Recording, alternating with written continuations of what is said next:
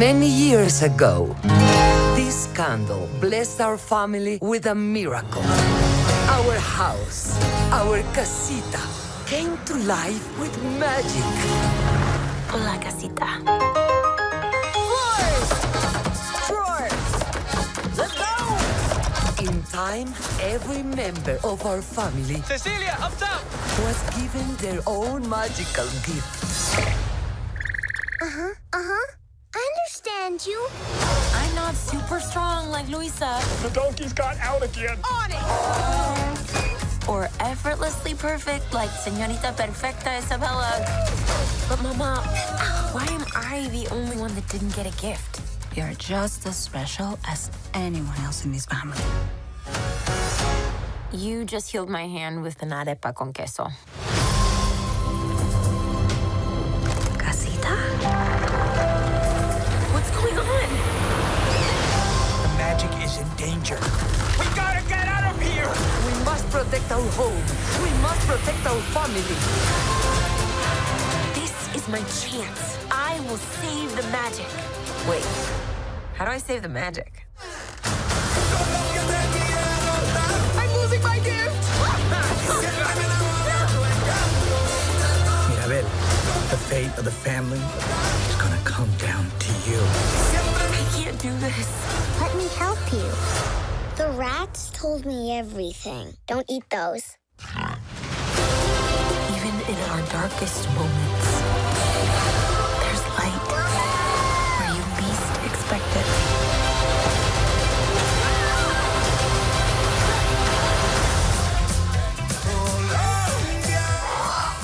A lot of stairs. But at least I'll have a friend. Nope, you flew away immediately. Quitter!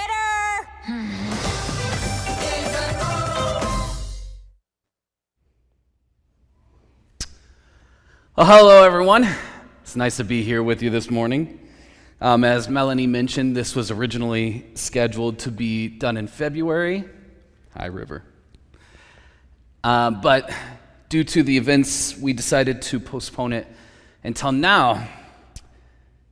And I really wanted to come back and revisit this because I genuinely believe that this movie is one of the most deeply layered, meaningful, and subversive Disney movies that have come out in a long time. And while there's many different threads that anyone could take on this, those who know me best know that I'm going to grab a hold of the worst one and pull it until this whole thing unravels. You know, they say in comedy that it's a skill that every comedian needs to develop to be able to make fun of themselves for bad jokes, but unfortunately that was the only skill I developed. So anyways, when I was rewatching this movie in order to prep for this sermon, I immediately thought of these verses that we read today. You see, these verses represent so much of what Jesus' mission was on a holistic level, on a societal level, on a generational level.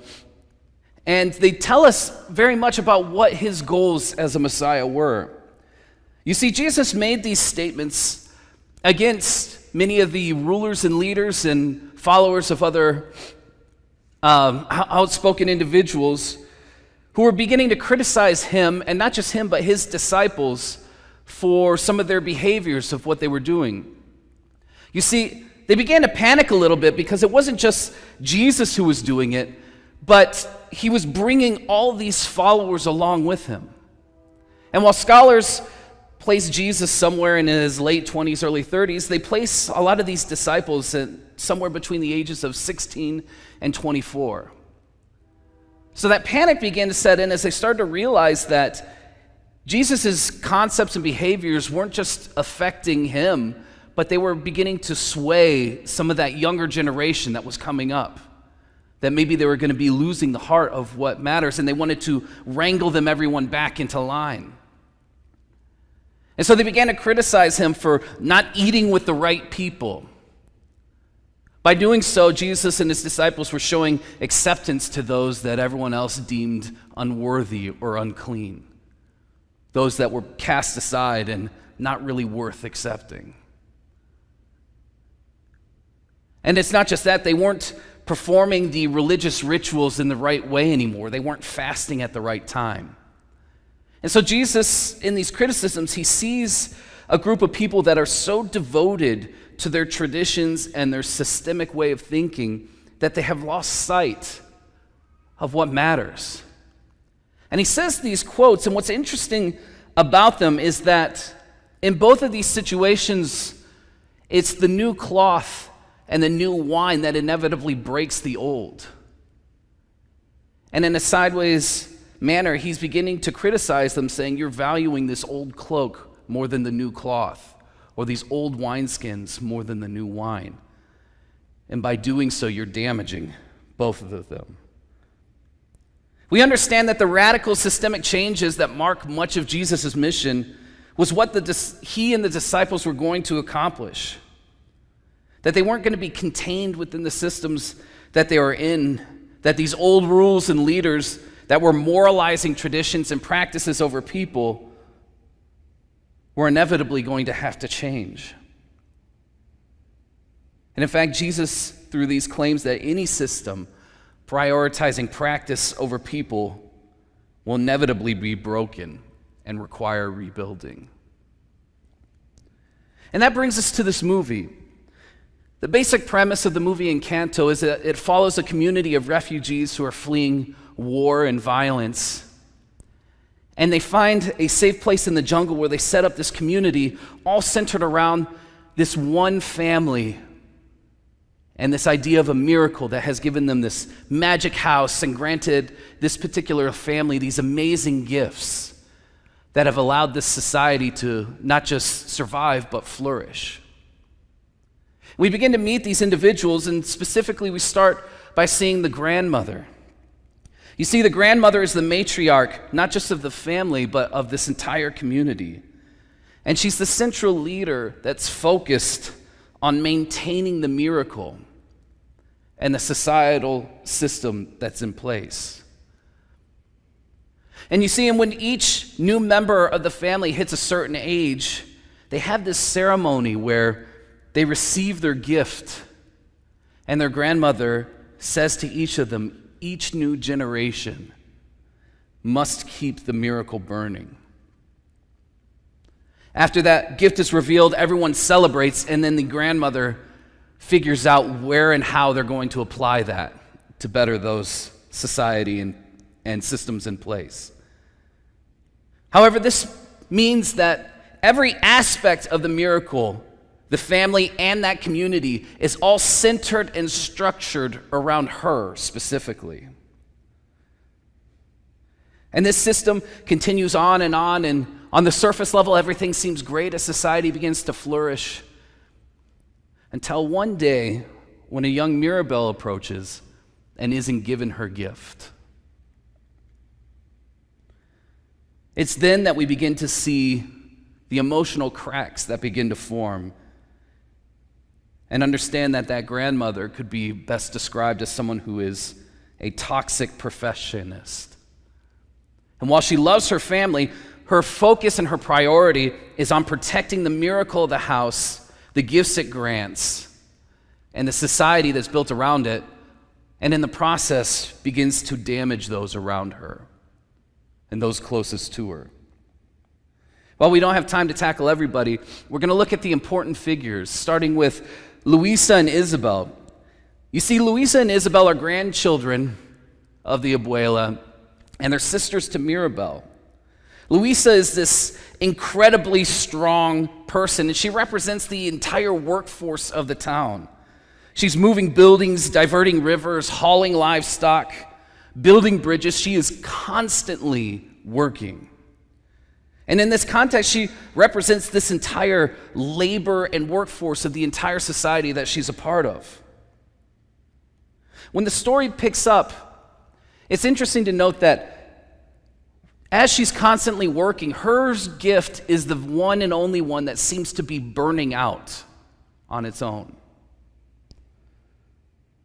And as that begins to happen, she starts panicking. You see, ever since she was young, her entire life, her entire purpose, her entire identity has been centered around this idea of needing to be constantly working, constantly serving, never failing. And she's terrified of what's going to happen if she's unable to do that. In her own song, she says these lines of, "I'm pretty sure I'm worthless if I can't be of service. Who am I if I can't carry it all or falter? Who am I if I don't have what it takes? No mistakes, no pressure." It's not just what she does, it's who she is has been restricted and funneled into this one thing. She doesn't get to relax or enjoy her life because every moment of it is forced service dictated by the needs and systems in place. And her entire identity is completely encapsulated in that idea. Isabella, as one of these other golden grandchildren, is in a similar situation, just on the opposite side of the coin. You see, Isabella's power is this idea of creating all this life, this plant life and growth. And she's told specifically to begin to grow these flowers as she's meant to represent this perfect, beautiful image of who this family is to the society. She's meant to be the face of what they represent in perfect, idealized beauty. And like Louisa, ever since she was young, she's had her entire life, her entire being, her entire purpose centered on this idea, dictated for her by the systems in place. When confronted, she has this confession of, "I have been stuck having to be perfect my whole life, and I was doing it for the family."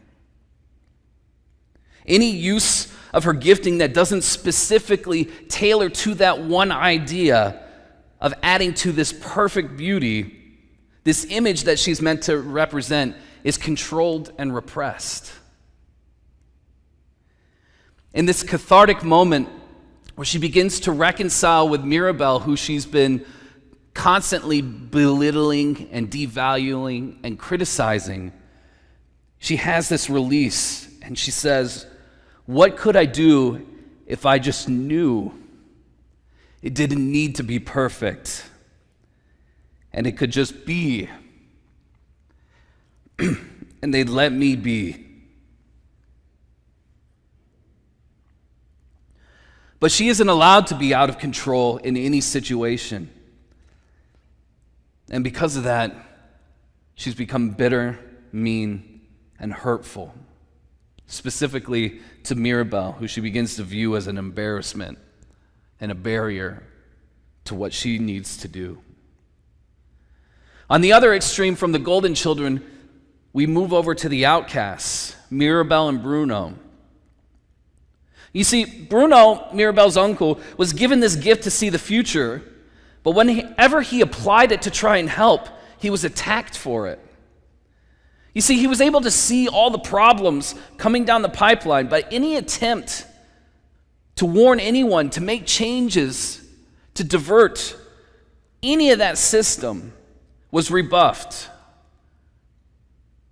And when he eventually saw the collapse of the entire structure itself, he knew it would lead to more problems, not just for himself, but for Mirabel. And so out of a desire to protect both, he left. When he's confronted in the movie, he has this statement of, "My gift wasn't helping the family." And yet, he loved his family.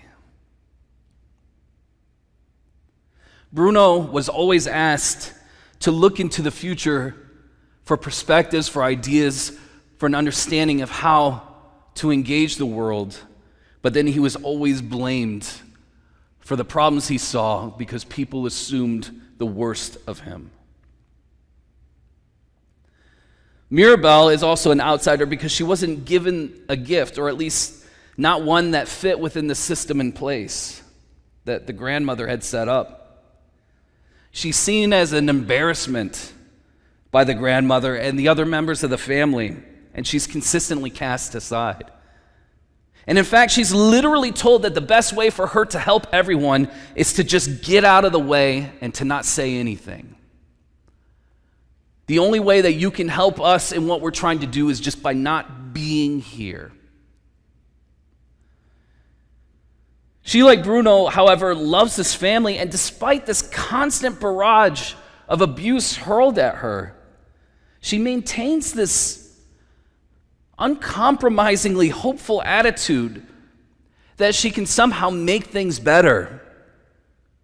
And when confronted with the idea that everything could crumble, she works to try and save this miracle because she loves her family.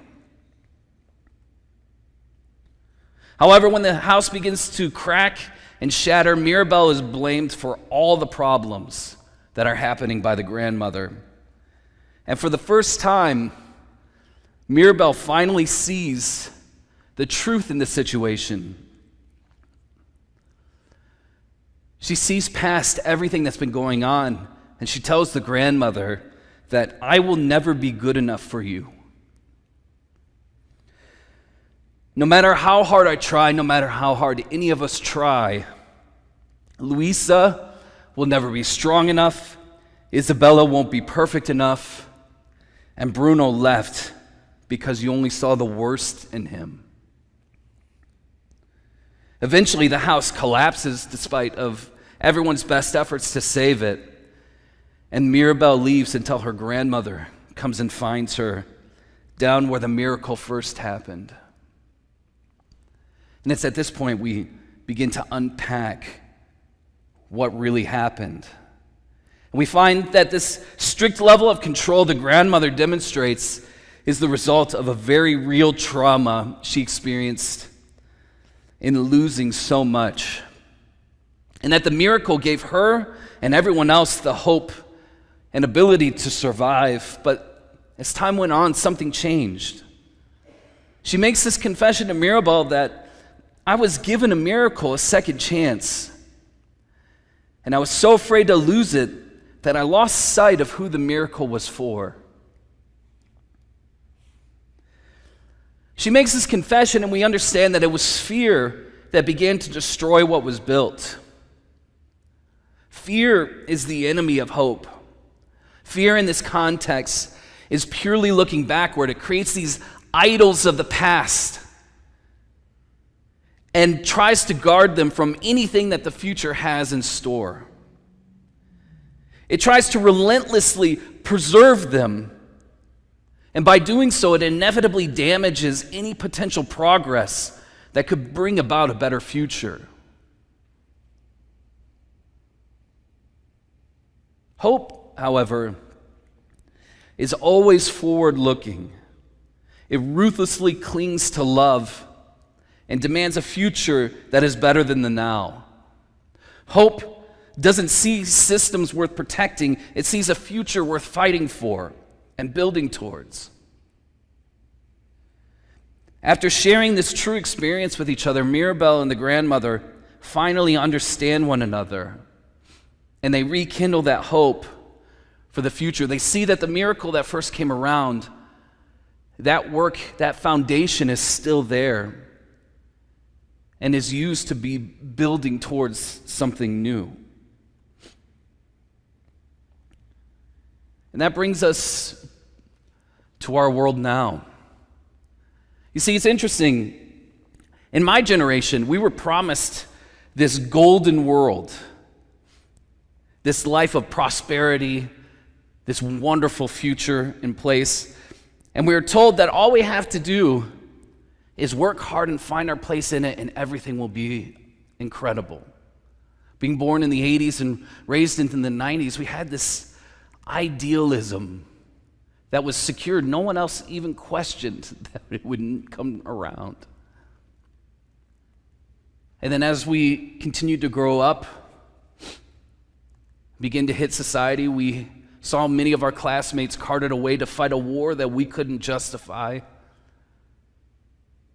We found a financial and housing crisis that devastated our ability to plan and build towards the future. And we saw a system that protected the greediest of those in place while harming those who had nothing. As we began to move forward, many of us were inevitably burned by the very torches that were supposed to be passed on. And we found ourselves struggling and battling with our own cynicism as we're trying to find our place in the world.